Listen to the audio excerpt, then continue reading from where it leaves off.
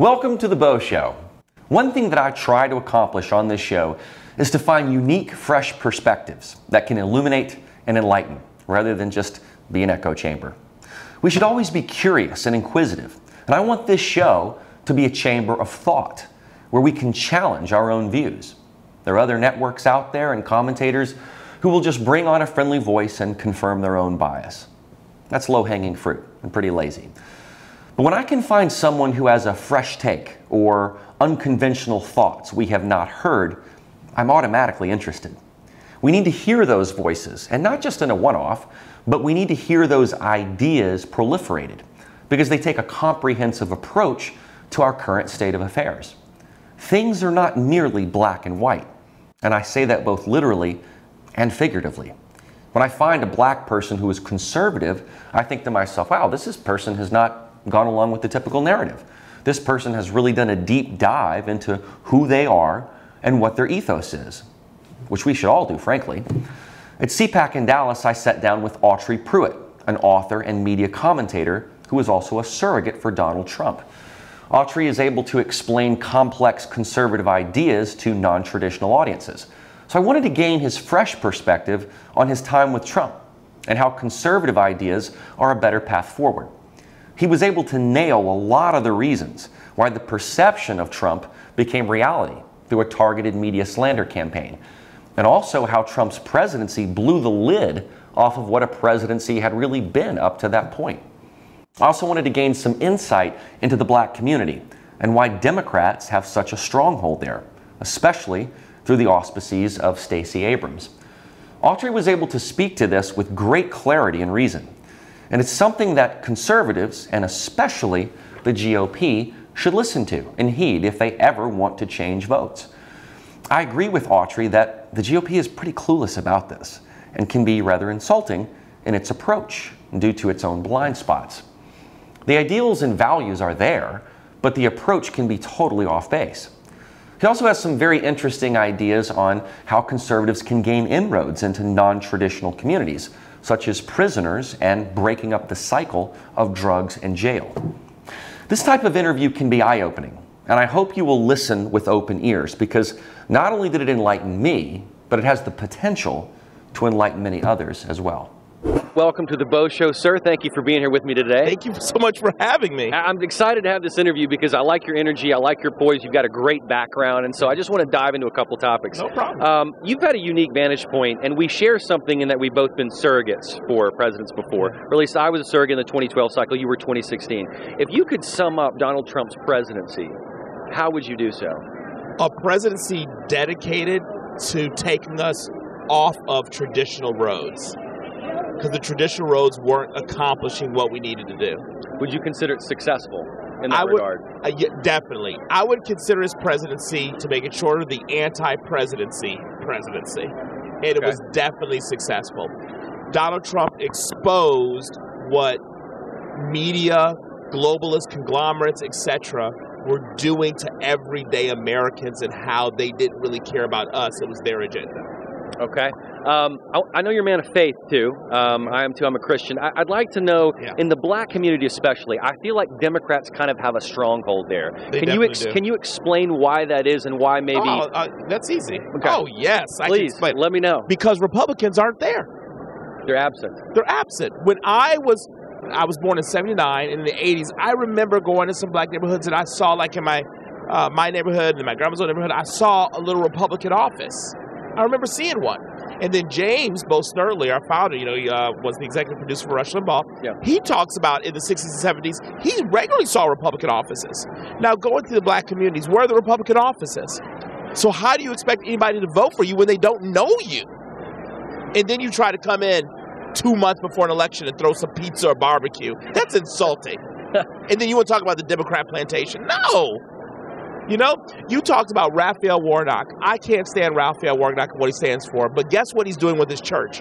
He's serving Atlanta. He's in the community. Right. So how can you talk bad about him when you're not even there? Do you think Donald Trump changed that? He changed it in the sense that he was there not in the physical sense, but because he had such celebrity and he had his TV show, he had been in black homes. People knew who he was. I think he was, other than Bill Gates, I even think he beat out Bill Gates. He was the most mentioned celebrity in hip-hop and R&B songs. That makes sense. I believe so.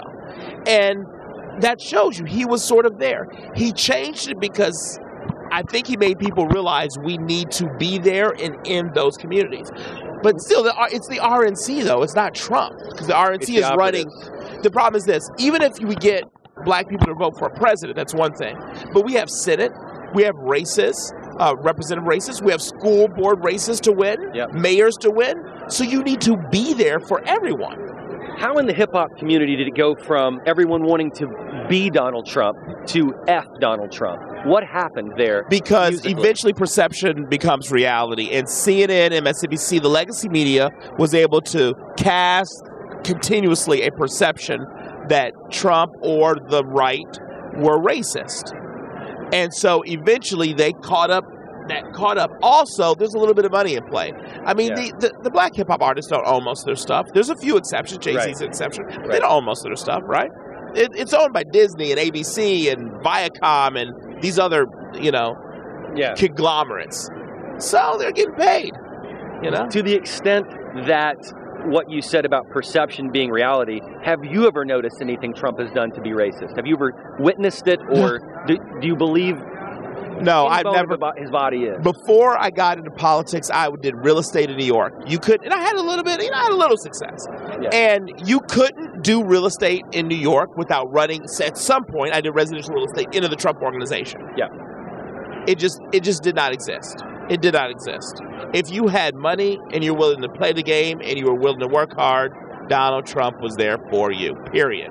Tell me about your book, Plain Steak and Water. Tell me about it. Plain Steak and Water was a book defending the president at the time, Trump. It's real simple. I said Plain Steak and Water because Mitt Romney gave a speech. And Mitt Romney got on stage and said, what happened to plains? What happened to steak? What happened to Trump water? And my response was, well, yeah, Donald Trump did 100 things. 90 of them failed, but 10 were phenomenal successes. So the point of the title was, yeah, you're going to have 3 failures in a row, but you keep up and you get up and you keep trying. If Republicans took that philosophy, think about California. We have abandoned California. If we would have stayed there and fought for 30 years, now all of a sudden, when it's clear that the progressive agenda has put that state in the toilet, we could have been there. If we were there, if we put in the time, when the chance comes about, we can activate it. It takes both time and chance. But now California is pretty much a lost cause.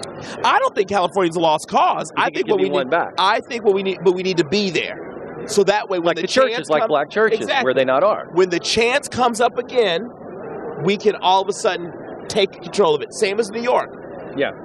De Blasio has run New York City. I lived in New York City for 8 years. De Blasio has run New York City into the ground.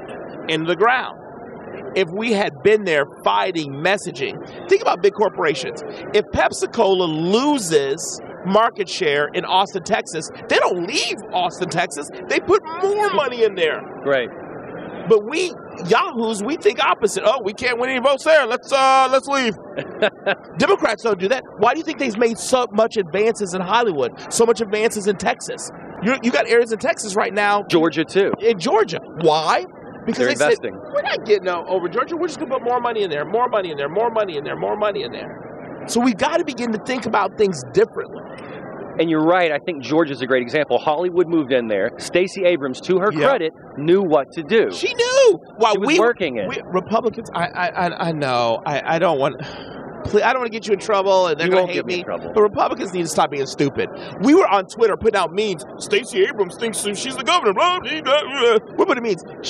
All of that was fodder. Because while we were doing that, she was in the background going, yeah. And she would come on. She would bait us. This is why this woman, people are like, oh, Stacey Abrams is stupid. No, she's not. She's brilliant. She baited us. Yep. She went out, yes, I'm the real governor. Because she knew our conservative media would take that stuff and eat it up and put out memes on Twitter and Facebook. And while we were distracted over here, she had a real plan to change votes over here. And we had I say we, but the movement had hubris in thinking Georgia was a red state. That's right. And we had that. We still have. I see it now.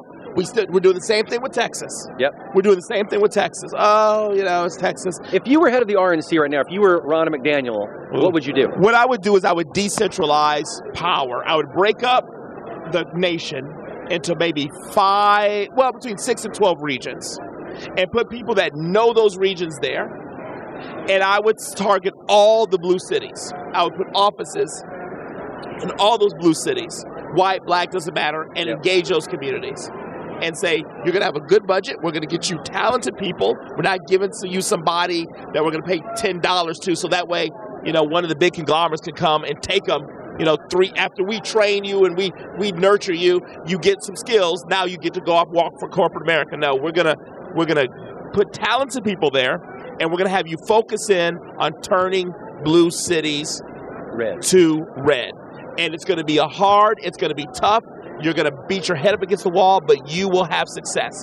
And the reason why I want to break up the country is because people are going to have different ways of doing it. Yeah. And eventually, one of those laboratories will succeed, and we'll figure it out and be able to replicate that very quickly. Let's talk crime. So big right now, violence and crime. Yes. It's especially affecting black communities and specifically black men. Yeah. What's the problem? What's the heart of the matter? And what's the solution to it? Okay, so there's 3 things I'll say here. First of all, the heart of the matter is family. The Republicans, conservative movement, need to push and pass pro-family policies. Okay. The data is real clear. The more broke up the family, the more likely it's going to turn to crime. Yep. Second thing is, we do have to address, and I was just talking about this with someone, we have to address the prison culture. We have to figure out how we stop kids from getting in this system where they're in need, they sell drugs, they get arrested, they go to prison, they don't have a trade, they come out, they can't get housing, they can't get a job, and then it's just, it's a horrible cycle. Yeah. So you got an 80% recidivism rate. What we could do is we could set up law firms in cities and say, listen, if you're caught up in the criminal justice system, I'm sorry, public defenders, don't rely on the public defender. Come to us. We got the best lawyers, the best stuff. And even if you may have committed the crime, now we're not talking about people that have raped or murdered, but even if you committed some kind of crime, we're going to work with you to do 2 things. One, to get your sentence lowered or to work with the judge so it's suspended, and then get you on a track to getting you fully employed, gainfully employed, make sure you have housing, food, eat. So you don't have to go back into crime to make a living. Because the problem is this, drug dealing is like anything else, right? If you've been hosting for TV for 10 years, you become an expert. You start off in drugs, you're not going to stay there. But after 10 years, that's what you know. And so you can make more money doing drugs. So are you really going to leave doing something with, it doesn't matter what race you are. Are you going to leave doing drugs? You've been selling drugs for 10 years. You become an expert at it. You know your territory code. And now would you come work at McDonald's? Please. It sounds like your plan's quite different from AOC's plan to just reduce the amount of prison. Right. I think you've got an actual brain behind this.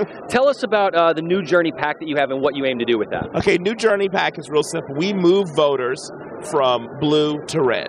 That's what we do. Black voters from blue to red. Exactly what you were talking about a minute ago. Exactly, but we do it differently. Okay. We do it we want to come in, we also partner with a 501c4, New Journey Action. We have a 501c3, the African American Education Alliance. And what we do is we come in and we start by engagement. And then we layer political stuff on top of it. Okay. Like I said in the beginning, if they don't know who you are, you can't ask them for their vote. So we want to get to know you, then we want to ask you for your vote. And we do some different type of messaging. So if you go to the site, newjourneypac.org, and look up our work, look at all the commercials we did. Now, some of them, we had about 5 or 6 that were traditional political commercials, right? But most of our stuff is really avant-garde. It's new. It's different. You may even look at it and think, did a Democrat design this? Right. No, we design things that resonate in the community. You like speaking to non-traditional groups as well. Outside of the black community, what other non-traditional groups do you see as an opportunity to flip red? Oh, man. I think the homosexual community could be easily moved to red. Affluent, 2-parent households, I mean, you know, that community could easily be flipped to red. I think the Jewish community is right. Big one. It's big. And I've been meeting donors as Jewish. We've got one of our employees is Jewish, and I know our father very well, Steve. I know him extremely well. He's amazing. And I spent a lot of time listening to him I think there's some synergy there. There's some the history of Judaism in America, the history of Black Americans. I mean, it follows a parallel track. Yeah. It ends up in some different places, but in like Rush, I would say I blame the mayor of Realville, right? So you have Jews who were able to build up a financial epicenter just historically in this country, and then you have Black Americans who are able to build up just culture influence around the world. I mean, hip-hop is an influence around the world. Yeah. More white kids listen to hip-hop than Black, you know what I'm saying? Yeah. It's just, and you have two very powerful historical communities that both had very strong discrimination. Yep. Both, I mean, there's so much synergy there, right? If we could get these two communities talking to each other and working together, and I think the conservative movement can lead that synergy. But they got to be there in those communities. They got to not be invested. there. They got to be there. Are you optimistic for 22 and 24? I'm optimistic for 2022 mostly because Biden is messing up. That's, I mean, you know, every day. But we can't. This happens all the time, right? The left will come in and mess up, drive voters to us, but we can't keep them. You're not keeping them. We got to keep them, right? So I'm optimistic for 2022. 2024, I haven't thought about yet. But 2022, I'm extraordinarily optimistic because the country is going back down the crapper. Final thought, what is your opinion of Juvenile's rework of Back That Thing Up to Vax That Thing Up? That's my final, that's what we have to leave this on, because it's a real thing. This is not a lie. He reworked the song to Vax That Thing Up for the Biden. Okay, so I'm going to say this right now. I did not. I read it, and I thought it was like a Babylon Bee thing. I honestly it would seem that way. I honestly did not know that. This is a great example. This is a great example. I think it's horrible that you would do that, but to be honest with you, he's probably been out of work for a while and needs some money. Listen, you come pay, I hate to say it, but you know, you can pay me $5 million. I might start twerking right now for you. Roger Waters said no to Mark Zuckerberg, though, for another brick in the wall. He was going to give him gajillion dollars, and he said no. Well, he has a bunch of money already. He has a lot, yeah. Juvenile might be hurting, right? right? I think Juvenile was hurting a little bit. He spent a little bit too much money on it, you know. Yeah. It's a wild thing. Well, Autry, thank you so much for joining me. I love your charisma, your presence. I think you've got some really unique and efficient ideas. They seem to be, they'll be very efficacious too, I think. Thank you. So I'm excited about your PAC. Go check him out. Go check his PAC out. Read his book. Yeah. And love on him. Thank you so much, sir. Thanks, Autry.